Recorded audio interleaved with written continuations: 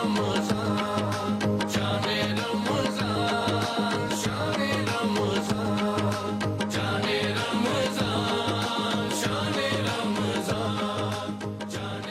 اللہ الرحمن الرحیم رب اشرح لی صدری ویسر لی امری واحلل عقدۃ من لسانی یفقہوا قولی۔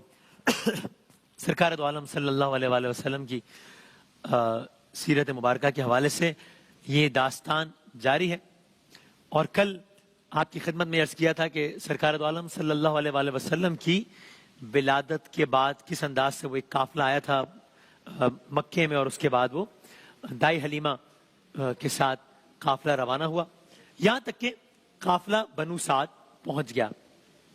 اب ذرا وہاں کا احوال دیکھ لیں۔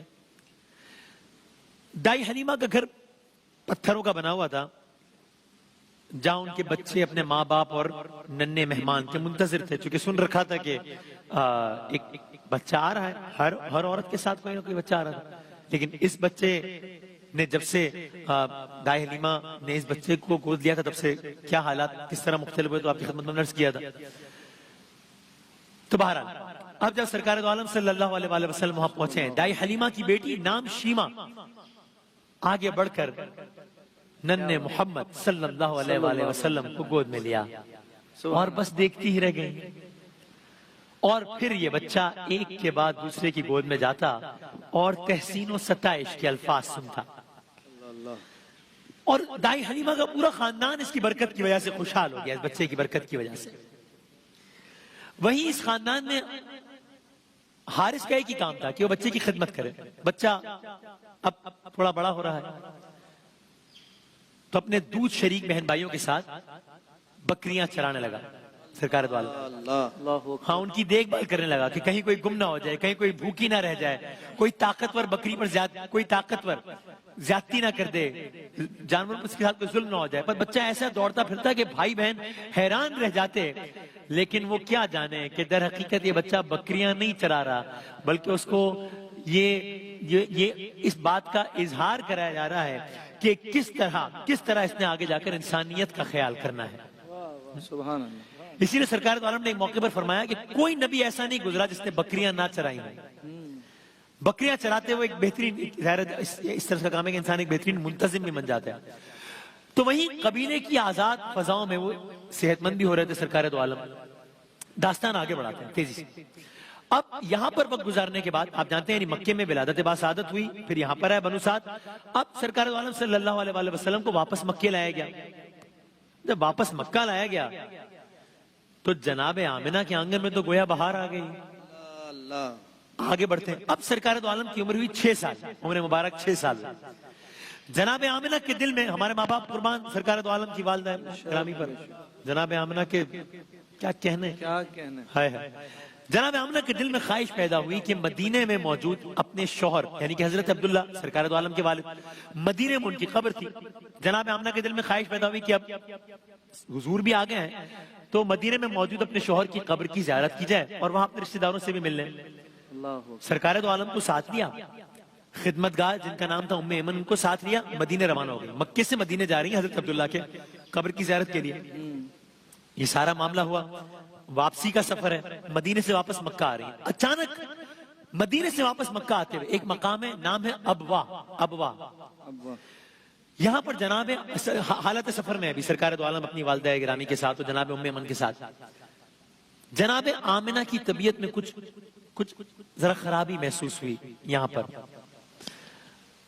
یہاں تک کہ اس طبیعت کی خرابی نے ذرا ایک سنجیدہ رخ اختیار کیا، طبیعت زیادہ خراب ہوئی، یہاں تک کہ ابھی احساس ہونے لگا، ابھی حالت سفر میں ہے کہ جناب آمنہ کی طبیعت اب اس درجہ خراب ہے کہ آہستہ آہستہ موت کی دہلیز کی طرف بڑھنے لگی ہے۔ آج ہم نے افطار میں اور کل بھی والدین کے حوالے سے تذکرہ کیا نا، سرکار دو عالم کی والدہ کا تذکرہ سنی جن پر ہمارے ماں باپ قربان ہیں۔ بے شک بچے نے اپنی ماں اور خاندان کے افراد سے سن رکھا تھا اپنے والد کے بارے میں، جناب عبداللہ کے بارے میں، کہ کیسا صف ماتم بچھا تھا بنو ہاشم میں کہ جب ان کا وصال ہوا تھا. لیکن یہ واقعہ سرکار دو عالم کی والد کے وصال کا، یہ سرکار دو عالم کی پیدائش سے 6 مہینے پہلے کا تھا. تو ظاہر ہے جب بھی دوسرے بچے اپنے باپ کی گود میں پناہ لیتے تو سرکار دو عالم کے تو والد اس دنیا میں نہیں تھے، لیکن جناب آمنہ نے کبھی یہ کمی محسوس نہ ہونے دی. آپ کے چچا حضرت ابو طالب باپ بن کر آپ کو احساس یتیمی نہ ہونے دیتے. لیکن اب جو صورتحال پیش آنے جا رہی تھی وہ تو ناقابل برداشت تھی کہ وہ گود کہ جہاں ننھے محمد ابھی 6 سال کے ہیں نا، جہاں ننھے محمد صلی اللہ علیہ وآلہ وسلم ہر غم، ہر پریشانی، ہر دکھ میں پناہ لیتے تھے، سبحان اللہ. اب وہ گود ویران ہونے جا رہی ہے. اللہ اکبر. اللہ. ہائے ہائے. تو بس اب یہ بچہ حضور ہمدار سرکار دو عالم صلی اللہ علیہ وآلہ صلی اللہ علیہ وسلم اپنی والدہ گرامی کو دیکھتے جاتے ہیں. اندازہ بھی ہو رہا ہے کہ یہ معاملہ کس طرف جا رہا ہے. روتے جاتے ہیں، آنسو تھے کہ کپڑے بھگو رہے تھے، لیکن سرکار خاموش تھے. اللہ اکبر. اللہ اکبر. اللہ اکبر. یہاں تک کہ جب وہ مرحلہ آیا کہ جب جناب ام ایمن نے چہرے پر کپڑا ڈالا، تب اندازہ ہو گیا کہ ماں کا سہارا اس دنیا سے چھن گیا ہے. اب کون سرکار دو عالم کے لاڈ اٹھائے گا؟ کس کے دامن میں بچہ پناہ لے گا؟ کون اس کے کھانے کا، کون اس کے کپڑوں کا اہتمام کرے گا؟ کس سے وہ اپنی معصوم زبان میں باتیں کرے گا؟ کون اس کو کہانیاں سنائے گا؟ اسے نیند نہیں آئے گی تو کون اسے لوریاں سنائے گا؟ اللہ اکبر. اللہ اکبر. جب یہ بچہ گھر سے باہر ہوتا تو یا محمد کر کے اس کی ماں گھر واپس بلاتی تھی صلی اللہ علیہ وآلہ.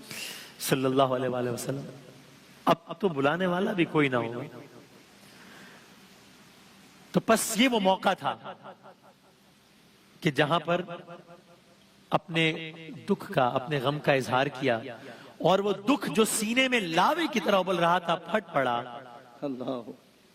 اور یہ بچہ اپنی ماں کی میت سے لپٹ کر رونے لگا. جناب آمنہ کی مقام ابوا پر تدفین کر دی گئی. اللہ اکبر. جس قبر کھودنے اور اس کی قبر پر مٹی ڈالنے میں ننھے بچے نے اپنے ننھے ہاتھوں سے جناب ام ایمن کا ساتھ دیا. اللہ. اور پھر یہ ہوا کہ جناب ام ایمن کے ساتھ، یعنی جب نکلے تھے تب والدہ گرامی ساتھ تھیں، اب جب واپس جا رہے ہیں تو جناب آمنہ کی تدفین کر کے آ رہے ہیں مقام ابوا پر. اب جناب ام ایمن کے ساتھ سرکار دو عالم صلی اللہ علیہ وآلہ وسلم مکے کے سفر کی طرف روانہ ہوتے ہیں، یا میں یوں کہہ لوں کہ اپنی زندگی کے ایک نئے سفر پر روانہ ہوتے ہیں. بس یہ بچہ پیچھے مڑ کر اپنی ماں کی قبر کو دیکھتا جاتا ہے. اور پھر اس لمحے کو یہاں پر روکیے اور اب ایک لمحے کو میں آپ کو آگے لے چلتا ہوں. پھر یہ ہوا 57 سال بعد تقریباً یہی بچہ ہے، سرکار دو عالم صلی اللہ علیہ وآلہ وسلم ہے، حجت الوداع کے موقع پر بھی دوران سفر واپس اسی جگہ پر آئے، باقاعدہ یہ راستہ اختیار کیا، قبر مبارک پر آئے، گریہ و زاری کی اور اسی انداز سے وہی الفاظ دہرائے کہ جیسے 6 سال کی عمر میں دہرائے تھے. اللہ اکبر. اللہ اکبر. تو اب اس سارے ماجرے کے بعد سرکار دو عالم صلی اللہ. جانب مکہ روانہ ہے صلی اللہ علیہ وآلہ وسلم.